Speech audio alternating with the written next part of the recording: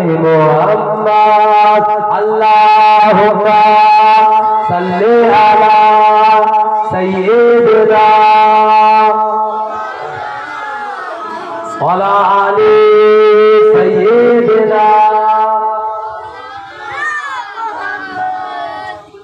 আল্লাহ পাকের নিয়ামত, আল্লাহ পাকের শুকর যে কয়েকদিন আকাশটা যে হারে পানি হচ্ছিল, যারা নবী প্রেমিক মানুষ, নবী প্রেমিক আশিকেরা বড় চিন্তিত ছিল আল্লাহ কি হবে। তবে আসল খাঁটি নবী প্রেমিক যারা, হাজারো যদি পানি হয় নবী দিবস করছি করবো, ঠিক না ভুল বলে, যা হয় হবে। বারে রবিউল আউয়াল নবী দিবস করতে হয় করবো। যারা পাকা নিয়ে ধরেছিল তাদের জলসা ক্যান্সেল হয়, আর যারা দোনো ছিল ক্যান্সেল হয়ে গেছে। দেখুন আসমানটা পুরো ফাঁকা হয়ে গেছে, কোন পানি আছে?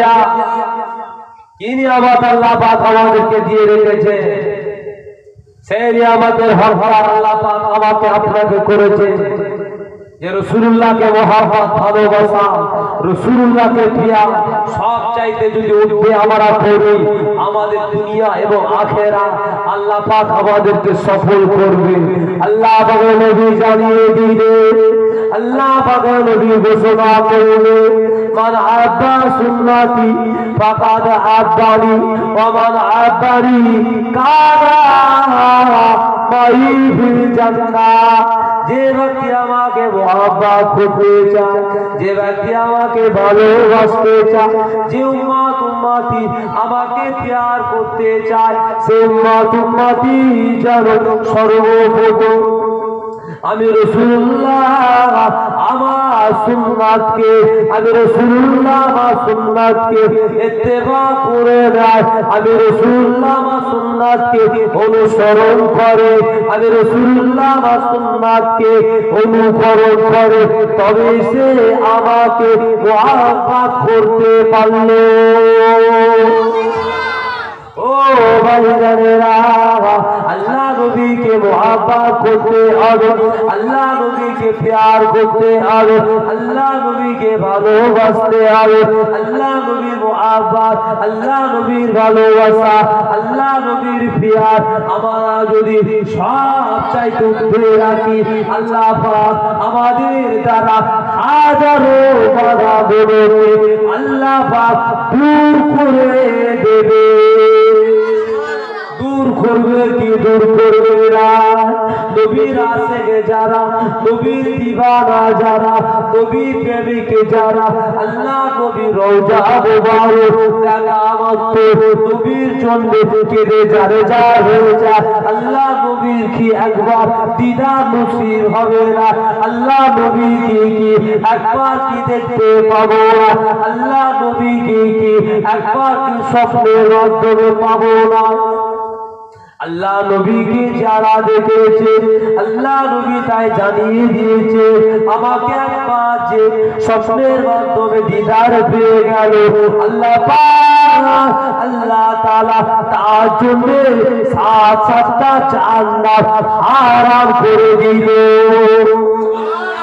আর একটু জোরে বলে, আর একটু জোরে বলে, নারে তাকবীর, নারে তাকবীর, নারে তাকবীর।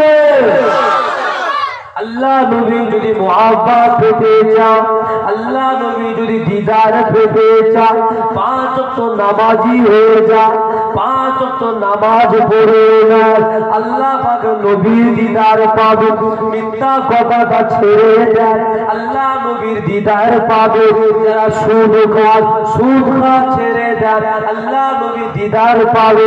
যারা ঘুষ নেয়, ঘুষ নেওয়া ছেড়ে দেয়, আল্লাহ নবী দিদার পাবে। যারা নিজের মা বাপকে কষ্ট দেয়, কষ্ট দেওয়া ছেড়ে দেয়, আল্লাহ নবী দিদার পাবে। যারা এখনো আব্বা আমাকে মহব্বত করে না, বেশি বেশি করে আব্বা আমাকে মহব্বত করে, আল্লাহ নবী দিদার পাবে। আল্লাহ নবী দিদার পেতে গেলে গরিবকে মহব্বত করতে হবে, আল্লাহ নবী দিদার পেতে গেলে এতিমকে ভালোবাসতে হবে, আল্লাহ নবী দিদার পেতে গেলে গরিবের পাশে থাকতে হবে, আল্লাহ নবীর দিদার পেতে গেলে বিয়ার পাশে থাকতে হবে, আল্লাহ নবী দিদার পেতে গেলে অসহায়ের পাশে থাকতে হবে, আল্লাহ নবী দিদার পেতে গেলে বিপরীতের পাশে থাকতে হবে, আল্লাহ নবী দিদার পেতে গেলে বেশি বেশি বেশি করে দরুদ পড়তে হবে। আর একটু জোরে বলে